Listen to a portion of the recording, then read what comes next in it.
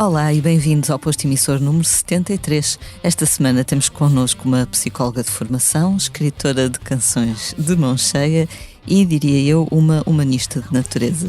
Há 4 décadas que habita este planeta e esta é a segunda vez que passa aqui pelos nossos estúdios de Paço de Arcos. Olá Rita, como estás hoje? Bom dia, Lia. Estou bem, bem.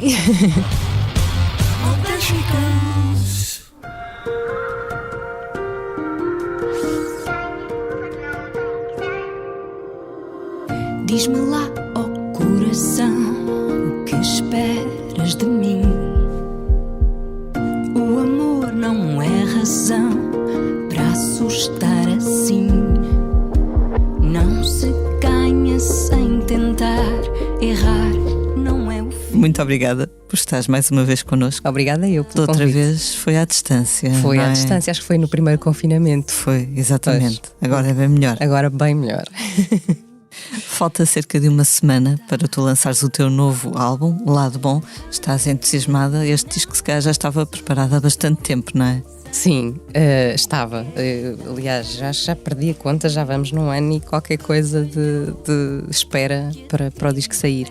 Estou muito entusiasmada, não só porque finalmente vai sair esta parte difícil, mas porque também sinto que as coisas estão a começar a mexer e, portanto, isso há um bocadinho voltar à antiga normalidade, espero.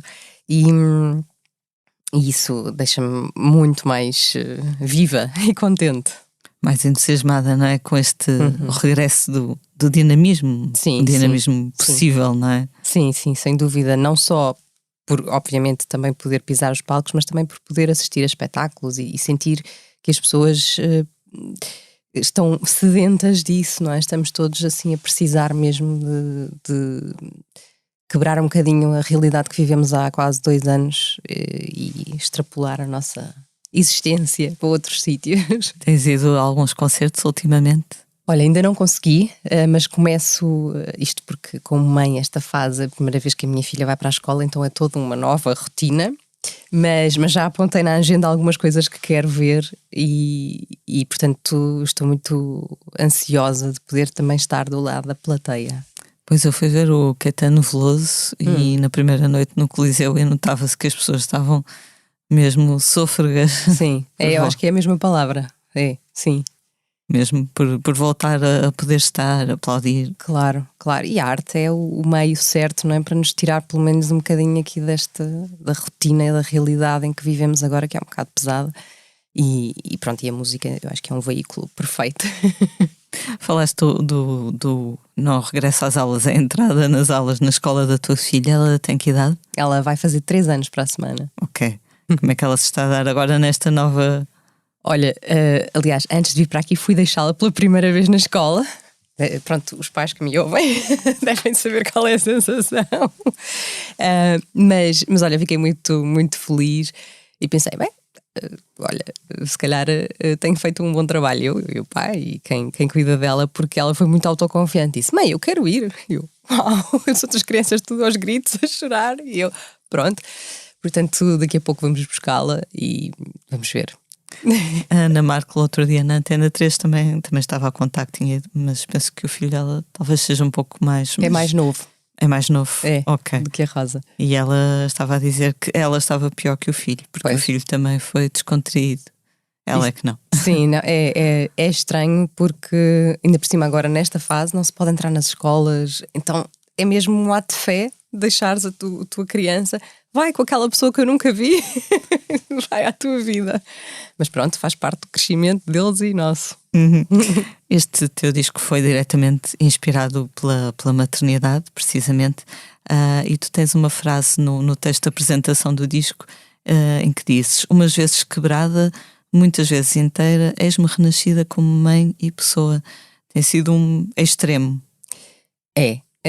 Sim, eu diria que a maternidade, todo o processo mesmo da gravidez, o pós-parto e todas estas alterações que são, há uns dias que nos parece tudo muito lento e outros que parece que passa tudo muito rápido, é um processo muito exigente e muito introspectivo ao mesmo tempo, porque há sempre um regresso constante pelo menos eu senti isso à minha infância. E isso não deixa de ser assim pesado ao mesmo tempo, porque apesar de eu ter tido uma infância feliz, de repente tenho recordações que, uau, meu Deus, como lembro-me disto, como? E a minha filha, e no processo da educação dela e de a ver a crescer, que isso acontece. E de facto é uma autodescoberta muito grande de uma outra perspectiva. O que eu sinto é que o facto de ter sido mãe trouxe ao de cima um lado melhor, uma versão melhor minha, mais inteira, mas para isso tem muitas quebras, tem muitos questionamentos, muitos medos, e isso claro que é doloroso, mas também acho que só desses processos é que nasce qualquer coisa de consistente, portanto é mesmo um desafio grande. Outro dia tivemos aqui um convidado que também foi pai há pouco tempo, e falamos em off, portanto eu não vou dizer quem foi, mas falamos em off sobre a questão da paternidade. Sim. No caso dele. E então estávamos aqui a comentar também com o nosso sonoplasta João Luís, que também tem experiência nesse ramo, que muitas vezes as mães se castigam mais ou são mais exigentes na avaliação do seu trabalho, digamos assim. Sente-se isso também? Eu acho que é um processo um bocadinho instituído, de facto, socialmente até, não é? E do papel da mulher ao longo dos tempos, porque a mulher é que cuidava da família, é que, enfim, tratava, não é? De todos os assuntos que dizem respeito à educação dos filhos e ao crescimento dos filhos. Felizmente isso tem-se alterado. E portanto acho que a responsabilidade é cada vez mais repartida, não só socialmente, mas também emocionalmente, porque isso é que é o importante, não é? É o pai estar envolvido emocionalmente no processo, não adianta dividir tarefas só, não é? Mas claro, começa logo, desde a gestação, começa logo essa responsabilidade na mulher, não é? A mulher é capaz de gerar, é capaz de suportar o bebê ao longo do processo da gravidez. Depois a questão da amamentação é uma questão muito pesada para as mulheres, e há muito... acho que há de facto um mito à volta de todas estas coisas de ser mãe e sobretudo o pós-parto e ali os primeiros tempos, que são muito duros. Eu cada vez mais, então, amigas minhas que também têm sido mães, partilhamos estas impressões, e eu acho que é importante socialmente falar-se disto para despir um bocadinho esse peso que tu dizias, essa responsabilidade que cai sobre as mães. Porque, vamos lá ver, no fundo o bebê nasce, mas a mamã também nasce naquele momento como mãe, e o pai, não é? É tudo novo, sobretudo numa primeira viagem, não é? E tudo isso é pesado, é bonito, mas é muito pesado, porque sentimos uma responsabilidade brutal sobre uma vida, não é? E depois também aquela coisa do amor incondicional. Nós não nos conhecíamos de lado nenhum, basicamente. Portanto, é uma coisa que se constrói como qualquer relação. Esse fascínio e essa autodescoberta e descoberta do outro é um processo. E claro que a mãe, com todas as transformações físicas e emocionais que passa ali no parto e no pós-parto, está mais exposta, está mais vulnerável, não é? Mesmo fisicamente. Há algumas tribos e em alguns sítios, em algumas zonas em que nos primeiros tempos, nos primeiros 2 meses, o bebê e a mãe estão na cama e, portanto, há toda uma família, há todo um conjunto de pessoas que se predispõem a tomar conta não só do bebê, mas também da mãe. E eu acho que isso é super importante. E há muitas mães sozinhas nestes processos e pais. E hoje cada vez mais, não é? Mesmo antes da pandemia, penso que isso já se verificava, porque de antes muitas vezes havia o apoio da família alargada, dos vizinhos, não é? As pessoas viviam mais próximas umas das outras, e hoje muitas vezes as pessoas vivem em cidades diferentes. Totalmente. Isso é uma coisa que mesmo na altura ali do meu pós-parto, e tive uma depressão pós-parto, foi uma coisa... Eu ia às vezes à internet ler fóruns e blogs de mães, e havia testemunhos aterradores de mães que os pais estavam a trabalhar noutra cidade e que, portanto, durante a semana não estavam, e a mãe estava sozinha exclusivamente com o bebê, e é uma violência.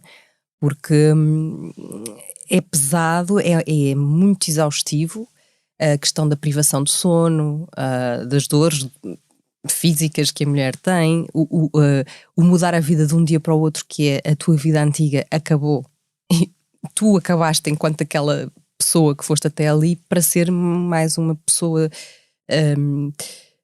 com uma dependência clara, não é? De um bebê, e portanto tudo isso é muito violento, é um embate brutal, e uma pessoa sozinha nesse processo é assustador.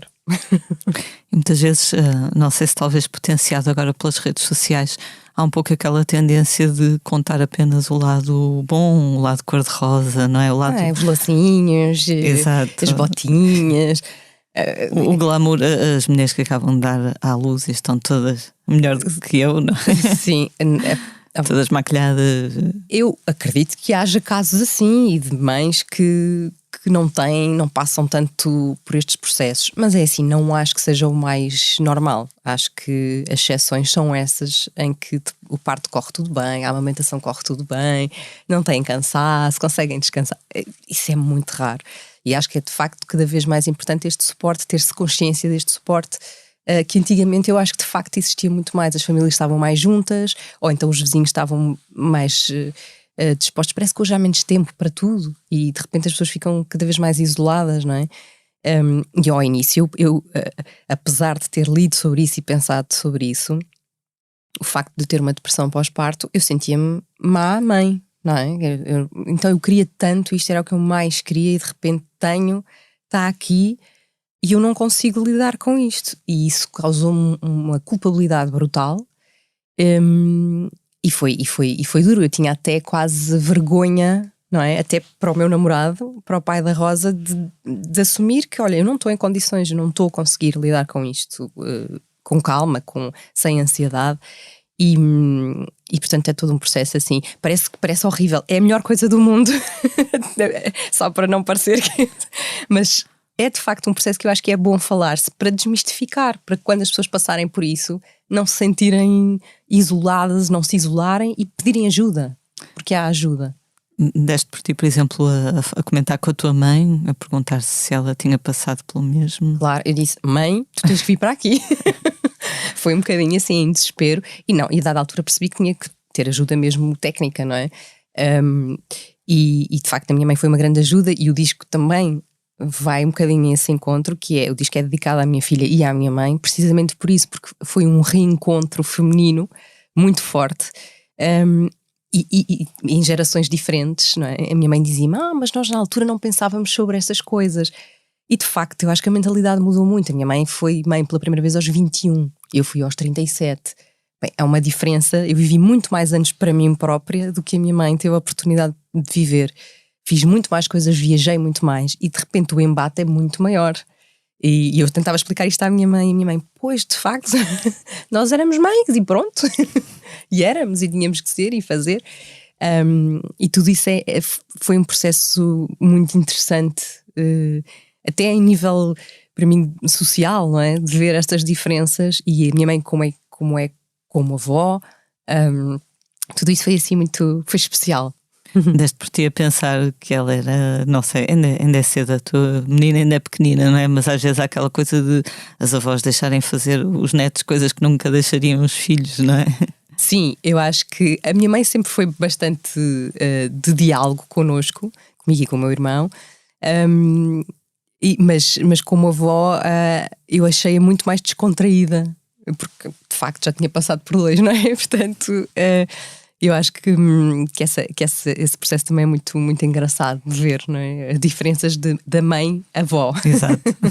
Mas depois também há aquelas, voltando às redes sociais, há aquelas pessoas que dão um lado mais realista, às vezes até meio escatológico, não é? Sim. Por exemplo, estou-me a lembrar da Beatriz Gosta, que teve assim umas descrições que devem ter chocado alguns, mas eu que nem tenho filhos gostei de ler, porque pensei, ora, cá está, coisas de que nunca se fala, e ficamos a saber que existem, não é? Sim. Eu acho isso super importante. Eu também li algumas das coisas da Beatriz, e já há mais mulheres um bocadinho com essa perspectiva de abrir o jogo.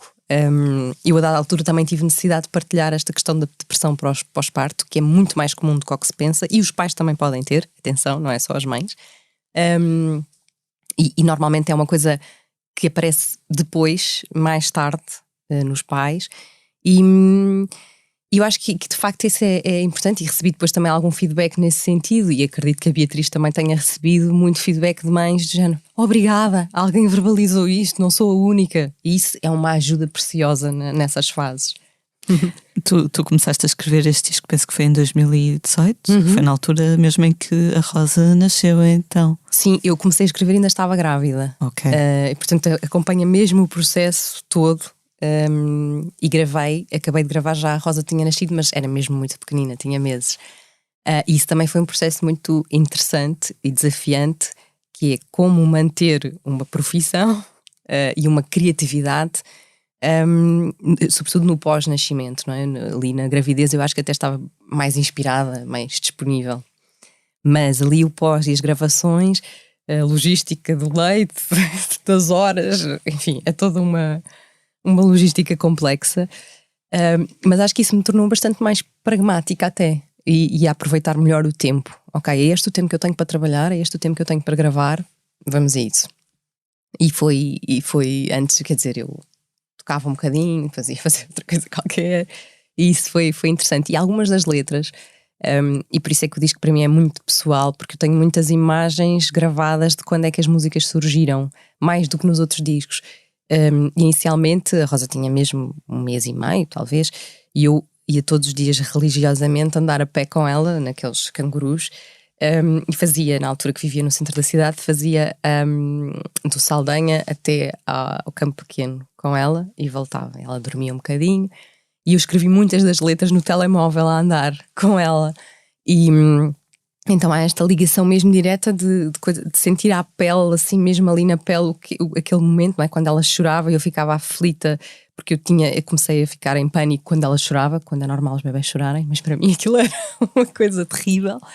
E então todas essas emoções estão mesmo muito presentes no disco, porque foi mesmo assim escrito quase em carne viva. A ligação umbilical, literalmente. Mesmo. Não é? Essas canções, algumas delas pelo menos estão no disco. Sim, estão muitas delas estão no disco. Deixei muito pouco material de fora, até porque não tinha muito tempo para andar a divagar, e a maior parte sim, estão no disco. Lembras-te qual foi a primeira das que estão no disco que escreveste? Não sei, mas olha, sei que uma delas, que se chama, é o Rosa Flor, que é o single que vai sair agora, foi escrita, eu sabia há muito pouco tempo que estava grávida, não sabia se era uma menina ou um menino, mas quer dizer, internamente eu sabia que era a Rosa que vinha aí, e escrevia assim logo nas primeiras semanas de gravidez, e depois há, sei lá, por exemplo, o Vai Tristeza tem nitidamente a ver com o meu processo pós-parto, não é? O Canto de Sereia tem a ver com o choro dela, uma maneira como é que eu vou olhar para o choro dela como uma coisa boa e normal nos bebés e não como uma aflição, não é? Então tem tudo assim uma relação direta com os vários momentos. É uma coisa quase animal, entre aspas, não é? Quando eles nascem, se não chorarem é logo mau sinal, não é? Mau sinal, sim, é. Mas ao mesmo tempo é aflitivo para uma mãe, não é? Claro. E quando não consegues acalmar, tu pensas: eu estou a falhar, eu não sei, eu não tenho skills para cuidar dela, para acalmá-la. A Rosa, por acaso, chorava muito pouco, mas houve uma tarde em que eu fiquei quase 3 horas com ela e eu não a conseguia acalmar. Estava sozinha com ela e não a conseguia. Tentei tudo, cantei, bola de pilates, embalei, tudo, e ela não se acalmava. E aquilo para mim foi assim, do género: eu não sei ser mãe, não sou boa mãe. E pronto, depois lá chegou o pai da Rosa, Bruno, olhou para mim e disse: o que é que aconteceu aqui nesta casa? Eu não sei ser mãe. Sentes que, apesar de tudo, hoje em dia há uma maior divisão de tarefas entre os elementos dos casais do que no nosso tempo? Sim, nos nossos pais, certamente. Sim, noto isso. Todas as tarefas, sei lá, nós definimos logo ao início, por exemplo, o banho era o Bruno que dava, mas todo o processo até emocional é muito mais partilhado. Não sei se será assim na maioria dos casais, mas eu acho que já há muito mais essa consciência, e eu acho que os pais sentem muito mais esse apelo também por esse cuidar do bebê, não só logisticamente, mas o acompanhamento emocional do bebê, não é? O crescimento. É uma ligação que se constrói mesmo logo de início. E isso é bom os homens deixarem de ter esse medo de também chorarem, não é? É difícil e eu também não durmo, mas estão ali, não é? Estamos a construir qualquer coisa de importante. Claro. Estava a ver os comentários a um dos vídeos no YouTube e havia várias pessoas que estavam muito contentes por te ouvirem a cantar em português. Saiu-te naturalmente quando começaste a escrever estas canções, foram logo em português, com certeza. Sim. Foram. Já havia há algum tempo que eu queria tentar fazer um disco só em português. E fiz alguns ensaios no disco anterior e também com colaborações que fui tendo, e aí com menos responsabilidade, porque eram letras escritas por outras pessoas e portanto eu só cantava e fui aprendendo a cantar em português. E depois acho que encontrei um caminho e de facto neste disco, quando comecei a escrever, foi tudo em português e isto também é um dos motivos do meu contentamento em relação ao disco, é precisamente por isso, por me ter encontrado nesse processo que podia não ter acontecido de uma forma natural, mas aconteceu e hoje canto em português da mesma forma que canto em inglês, não fica ali, tenho que fazer mais assim ou mais assado para parecer eu, não, já é uma coisa totalmente natural. Mas a parte de escrever achaste mais difícil inicialmente? Sim, inicialmente fiz várias tentativas de coisas que eu achava que escritas funcionavam, mas depois cantadas eram estranhas. E mesmo algumas, obviamente, isso faz parte do processo de trabalho, foram adaptadas depois quando a música surgiu para aquelas palavras. Mas fiquei contente porque de facto foi um processo muito orgânico e muito fluido e acho que encontrei uma linha de escrita minha e eu acho que também ajudou muito o facto de eu estar neste processo com as emoções todas à flor da pele e então isso foi mais intuitivo, deixei mais a coisa, menos defesas e deixei fluir. Tens alguns colaboradores no disco, o Pedro da Silva Martins, o Samuel Lúria, o Bruno Santos, que é o teu companheiro. Sim. Mas de resto foste tu a escrever quase tudo. Quiseste ter esse maior controle sobre o teu trabalho. Sim, eu tinha, quando imaginei o disco e a sonoridade, tinha definido assim na minha cabeça, que era um desejo que eu também já tinha há muitos anos, que era trabalhar com harpa. E então encontrei a pessoa certa, o Raon, e que não vive cá, portanto trabalhámos à distância. Ele gravava coisas, mandava, e também foi um processo muito genuíno, foi mesmo um encontro bonito. E depois comecei por pedir ao Samuel: olha, escreve uma letra para uma grávida que está muito apaixonada pela sua gravidez.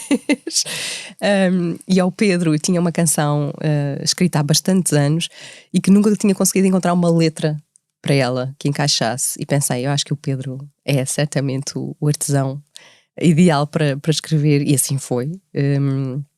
Foi até o primeiro single. E de repente começou-se a construir uma história que de repente foi a maternidade e todo o processo tomou conta da sonoridade. Para mim o disco é muito aquático, tem uma sonoridade aquática, e que tem obviamente a ver com todo este processo, não é? E a ligação à água e o bebê dentro da água, enfim. E acho que isso se ouve de alguma maneira. Há uma canção, eu suponho que o título seja francês, não sei, Oxitocina. Sim. Pronto, que Sim. é uma hormona responsável, obrigada Wikipédia, pelas contrações do útero, mas que também está ligada ao prazer. Ao prazer, sim. Porque é que a quiseste colocar aqui no alinhamento? Olha, eu pedi ao Raon, arpista, eu queria um interlúdio, assim, qualquer coisa que fosse só a harpa e que desse a entrada para o dueto com o Camané, que na altura, quando escrevi essa canção, ainda estava grávida e era o dueto da minha barriga, do meu movimento barriguda. E na altura depois conversámos sobre isso, e fez-nos sentido. Olha, eu acho que falta aqui este pormenor que tem uma importância grande no parto, sobretudo no parto, mas na nossa vivência em geral, não é? O prazer convém estar associada àquilo que vamos fazendo e vivendo para dar sentido às coisas. E o Raon disse: não, olha, fica oxitocina, fica, eu acho que tem a ver com esse convite à dança seguinte. É curioso, a Billie Eilish, não sei se já viste, também tem uma canção com o mesmo nome, só que em inglês, no disco olha, não, novo. Por acaso ainda não ouvi o disco ainda. Uma canção toda, aquelas canções que nós imaginamos assim a ser tocadas nas discotecas, Ok. quando as discotecas estiverem novamente em pleno funcionamento. Exato, mas achei engraçado porque pronto, são duas canções bem diferentes, Sim. não é? Mas com o mesmo título, uma em francês, outra em inglês, Sim. naturalmente. Sim, sim.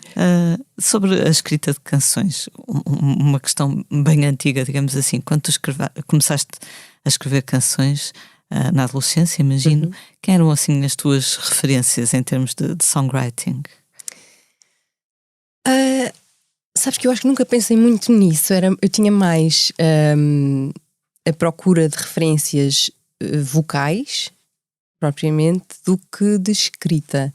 E eu, quando na adolescência, sim, comecei a escrever, mas comecei a escrever contos em português, portanto não eram letras.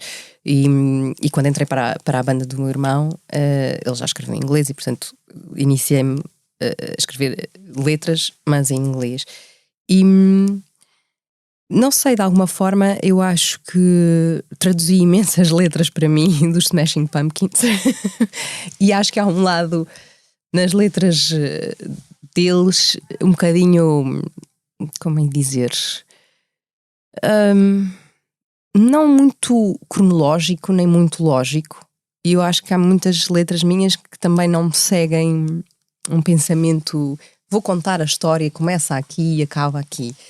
E de alguma forma eu gosto disso. Gosto dessa qualquer coisa dispersa, não é? Quase como sensações, que é no fundo a forma como eu também depois acabo por escrever melodicamente as coisas. Muito por imagens e não tanto por raciocínio propriamente, de vou pôr o acorde aqui que fica bem com aquele.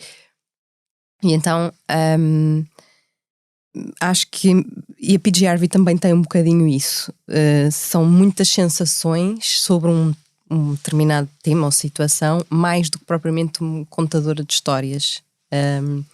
E vejo-me mais assim, e portanto tudo o que era mais abstrato, de alguma forma, sei lá, Laurie Anderson também, na sua escrita, mexia mais comigo do que propriamente, sei lá, por exemplo, um Bob Dylan, vá.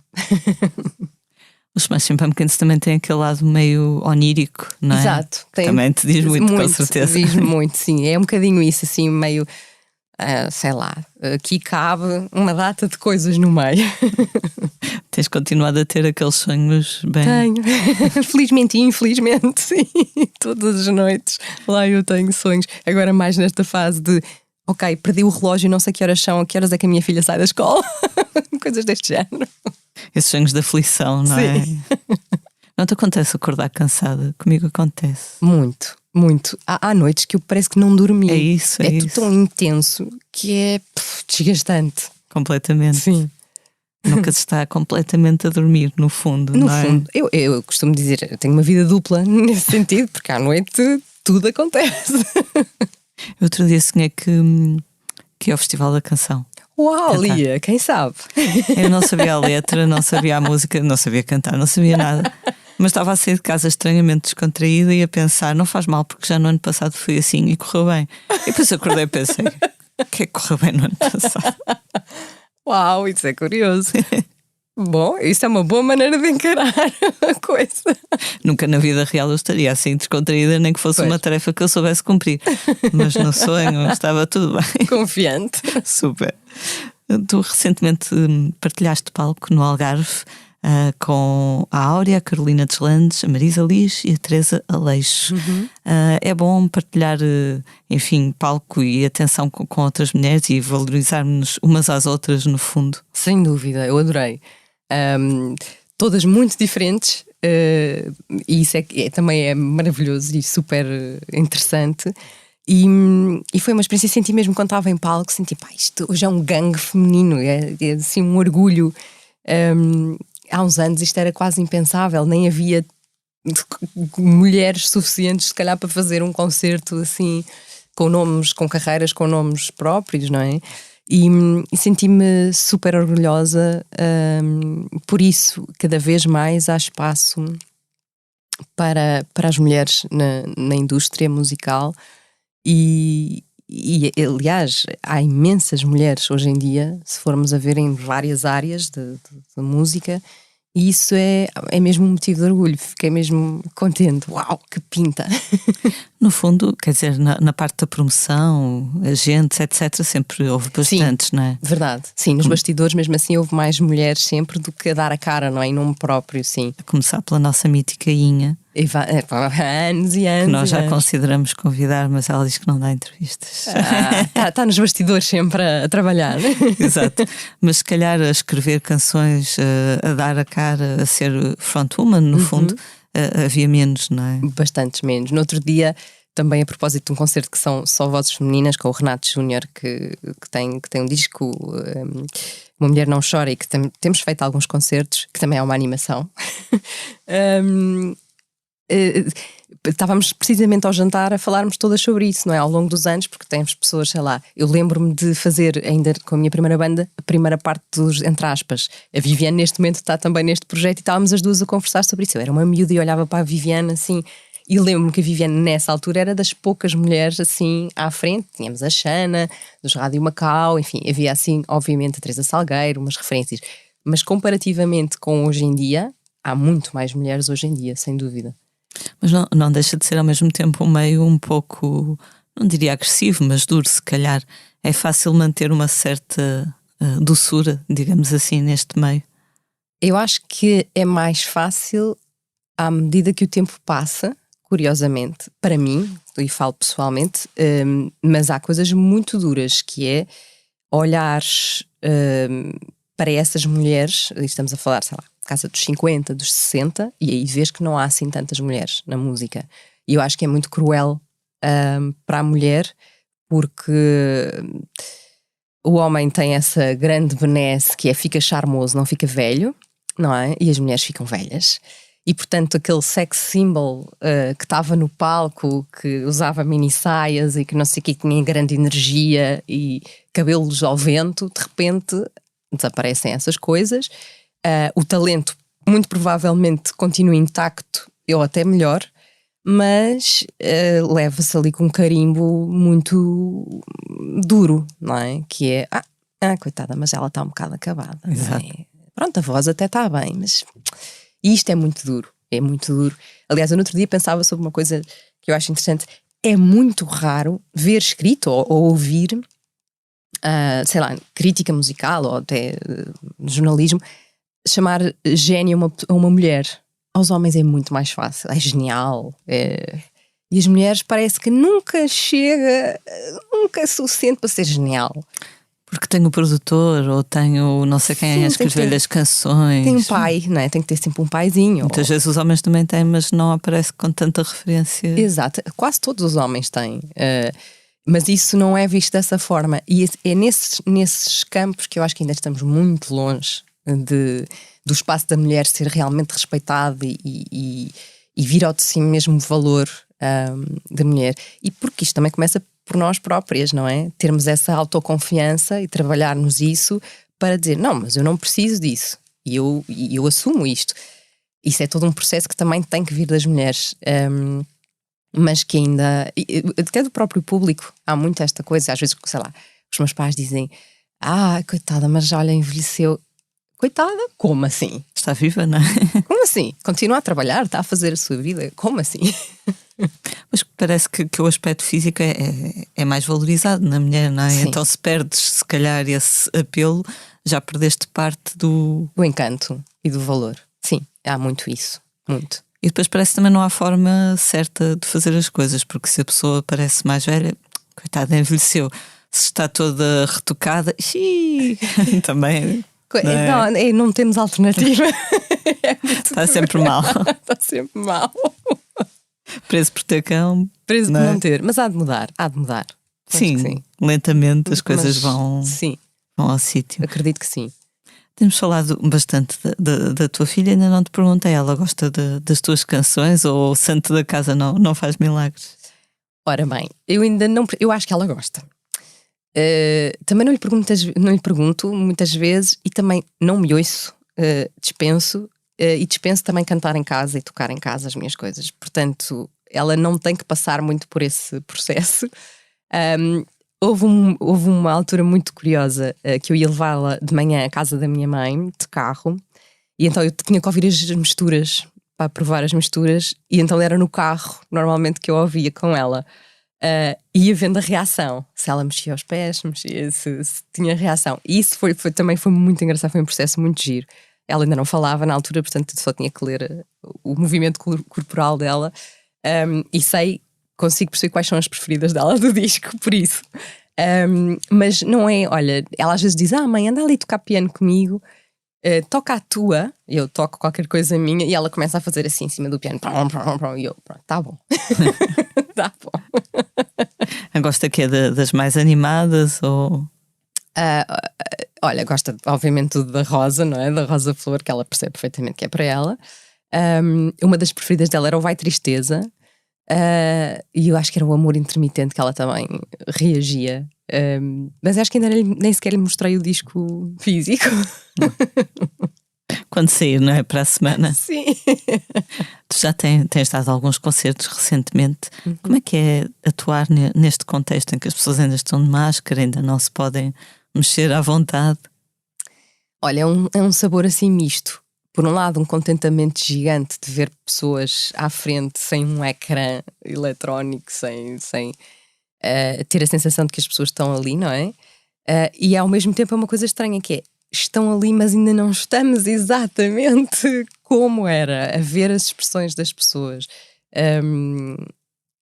Portanto, há uma leitura, sei lá, tenho falado com alguns colegas que dizem: pois, as pessoas parecem-se mais presas. E de facto é um bocadinho, não é? Uma pessoa está ali, a expressão metade da expressão da cara vai, embora os olhos obviamente também falem muito, mas depois também não se podem levantar, e portanto toda a expressão é um bocadinho inibida. Mas eu percebo se as pessoas gostaram ou não, obviamente pela intensidade das palmas, mas no fim, quando acaba o concerto, normalmente as pessoas ficam naquela coisa do levanto, não levanto, e esse momento é muito, muito curioso, porque aí sente-se que as pessoas querem dizer qualquer coisa. Isso tem sido assim um momento muito tocante. Aliás, no último concerto até me emocionei no fim mesmo, saí de lá assim, um bocado em lágrimas, porque foi essa troca, esse momento foi mesmo bonito, mas nós também queremos dizer qualquer coisa. E isso foi mesmo tocante. Ainda assim, é um bom regresso, não é? Pouco a pouco. Pouco a pouco, mas sim, estamos no caminho.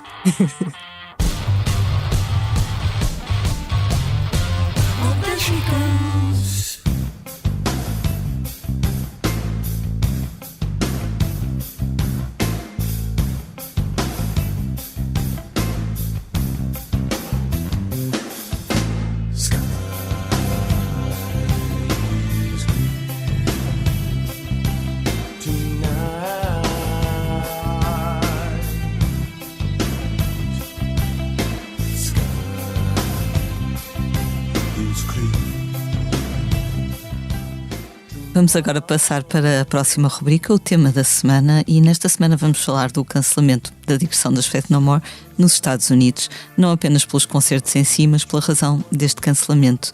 Nas redes sociais, o vocalista da banda, Mike Patton, escreveu, ou alguém por ele, porque entretanto já vieram dizer, escusam de mandar recados que ele não está a ler isto, mas enfim, na conta dele apareceu que não irá conseguir cumprir estas datas devido aos problemas mentais de que sofre e que se agravaram durante a pandemia.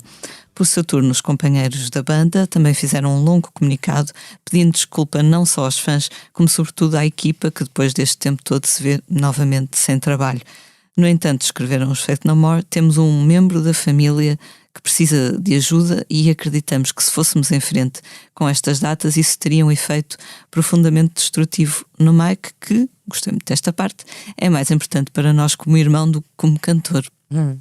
Rita, enquanto psicóloga, enquanto pessoa que já falou sobre ter tido uma depressão, como muitos de nós, de resto, achas que é importante falarmos disto abertamente? Não é? Super, e acho super honesta a forma como eles expuseram a situação e de respeito, não é? Aliás, há pouco tempo também assistimos a uma coisa deste género nos Jogos Olímpicos, E eu acho que foi um ato de coragem brutal e que provavelmente abriu precedentes para atenção, estas pessoas são humanas. Exato. Não são só atletas, não têm que só cumprir objetivos, calma. E na música isto acontece muito e infelizmente vemos pessoas que sabemos de histórias, né, que acabam muito mal, irreversíveis, muitas delas, precisamente por terem esticado a corda ao limite ou por terem esticado por eles, porque uma pessoa quando está, não sei se é o caso do Mike Patton ou não, mas calculo que possa ser uma depressão grave, não é? Que o impeça de facto de se sentir apto, se calhar a levantar da cama e a sair de casa.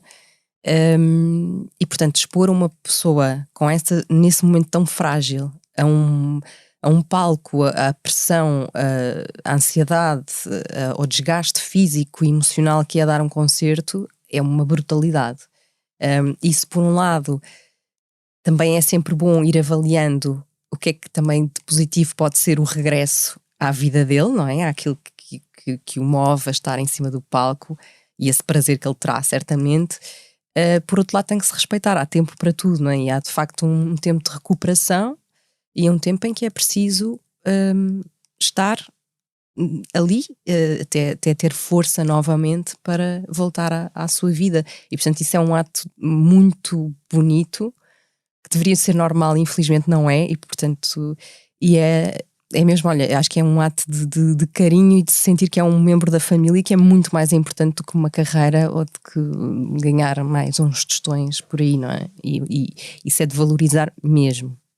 Parece que agora começamos a pensar mais nas pessoas como tal, não é? Uhum. Sim. Falaste da Simone Biles, lá está, que as pessoas viam como sobre-humana, mas afinal é uma pessoa, não é? Claro, e é preciso uma maturidade ao mesmo tempo. Estando num processo depressivo, por exemplo, ou num ataque de pânico ou de ansiedade, é preciso uma maturidade de assumir isso e assumir, eu não vou cumprir este objetivo para o qual trabalhei também tanto tempo. Isso é de uma enorme coragem. E, aliás, quem pede ajuda quando está assim e reconhece que não está bem, é mesmo um ato de coragem. Porque o mais acessível, apesar de estar em grande sofrimento, é deixar-se ficar ou não assumir e não ir pedir ajuda, não é? Portanto, eu acho que é sempre de valorizar as atitudes, ainda mais pessoas com uma exposição tão grande, não é?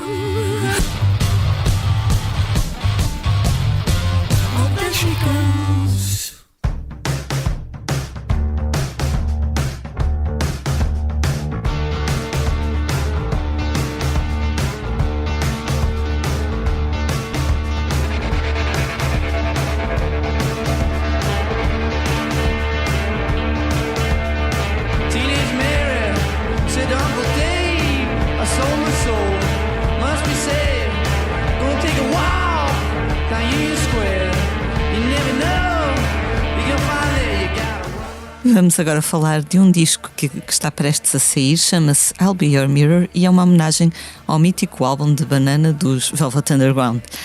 Para o primeiro single foi escolhida a versão de Run, Run, Run de Kurt Weill, que acabamos de ouvir, mas I'll Be Your Mirror tem muito mais para oferecer, como o Michael Stipe, o eterno vocalista dos R.E.M., a cantar com muita doçura Sunday Morning, St. Vincent, que reinventa All Tomorrow's Party, ou o Iggy Pop, que aos 74 anos parte a louça toda em European Sun. Matt Berninger, dos National, Sharon Van Etten ou Andrew Bird são outros dos músicos que participam neste disco, que foi montado, por assim dizer, pelo produtor Hal Wilner, que era amigo de Lou Reed e que morreu no ano passado vítima de Covid. Além deste disco, nas lojas a 24 de setembro, ou seja, na próxima semana, o revivalismo em torno dos Velvet Underground promete aumentar em breve, com um documentário de Todd Haynes, o senhor que fez o filme Velvet Goldmine e que estreia em outubro. Rita, se te convidassem para este tributo... Era uma grande sorte. Que canção é que tu querias cantar? Ai, que olha, é difícil, esse disco é maravilhoso. Marcou-me também bastante na adolescência.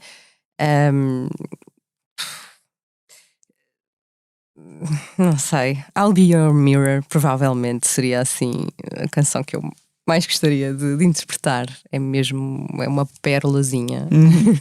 A Saint Vincent é engraçado porque ela faz uma canção que soa completamente diferente quase do original. Okay, mas ela também curiosa. tem aquele apreço pela reinvenção, não é? Sim, totalmente. É uma pessoa diferente a cada disco. Sim, portanto faz todo sentido, coerente. Exato. Por acaso na semana passada fui a Aveiro ver não sei se ouviste falar, é o Projeto Monitor, que escolheram 3 bandas e depois acompanharam-nos ao longo de um ano, dando indicações sobre o que é o marketing, o que é a comunicação, o que é, enfim, todas essas partes da indústria musical. Depois eles deram um concerto no Teatro Aveirense e uma das pessoas que subiu ao palco chama-se Mema, e ela estava sozinha em palco com uma guitarra elétrica, depois tinha muita coisa pré-gravada, Gatas de Foz e sei lá mais o quê. Mas o facto de estar sozinha em palco com uma guitarra elétrica remetia muito para a Saint Vincent. Sim. Mas depois também pensei, isso é porque também não há muitas mulheres sozinhas em palco com uma guitarra elétrica, Sim, não é? verdade, ainda não há. Sim. Ainda não há, mas... Mas eu acho que cada vez há mais instrumentistas mulheres a assumirem-se, e não só como compositoras, mas como instrumentistas, sim, mesmo em Portugal. Há aquela miúda também que se tornou uma estrela durante a pandemia, a miúda baterista, Nandi. Sim, o nome não sei, mas vi, obviamente, vídeos, não é? Ninguém ficou indiferente, incrível. Engraçado porque ela foi trocando vídeos com os seus ídolos, não é? Durante a pandemia, sobretudo com o Dave Grohl. Foi o que lhe deu mais conversas. Exato, e agora nos Estados Unidos, como ele já tem outra vez concertos e festivais grandes, ele convidou-a mesmo para isso tocar. Não sabia.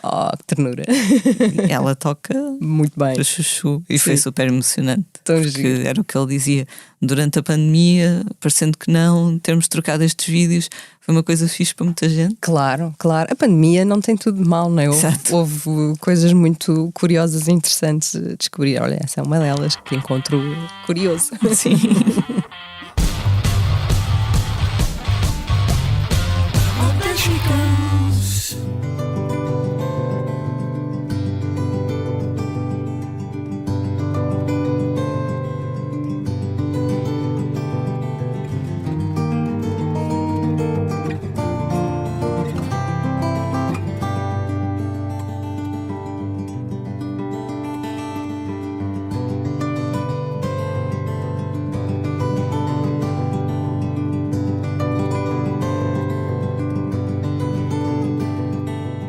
Vamos agora falar dos concertos da próxima semana. Esta sexta-feira, Salvador Sobral atua no Teatro Municipal Joaquim Benites, em Almada. No mesmo dia, a sua irmã Luísa Sobral estará no Teatro Municipal Baltasar Dias, no Funchal.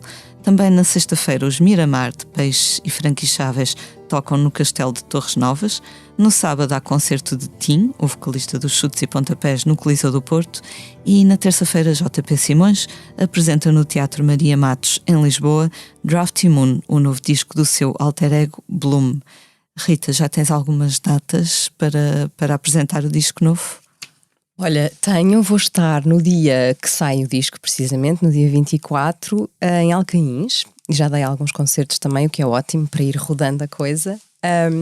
Sei que tenho datas em Aveiro e começam a aparecer, e depois farei obviamente uma apresentação aqui em Lisboa e no Porto, esperando que mais datas apareçam, não é? Porque agora também há esta coisa dos teatros reporem todas as datas que foram adiadas, e é toda uma logística complexa.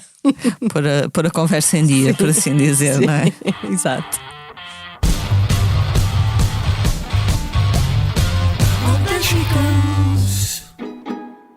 Hoje, quando eu for dançar contigo, não me vou esquecer dos passos. Vou ver nos teus braços um abrigo. Contigo o meu destino é sempre a perder.